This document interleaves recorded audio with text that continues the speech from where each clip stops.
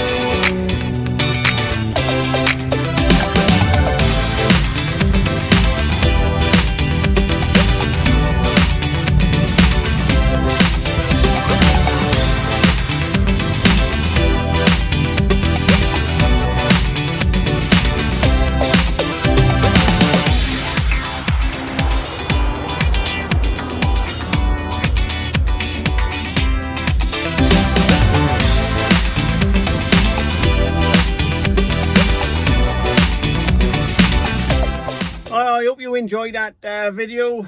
I know it weren't much to look at, but it was a good day, met a lot of good people. So I got a 2-hour drive home now, and I suppose we'll catch you in the next video, and hopefully we'll do a little bit of welding and see how things go. So until then, catch you in the next one.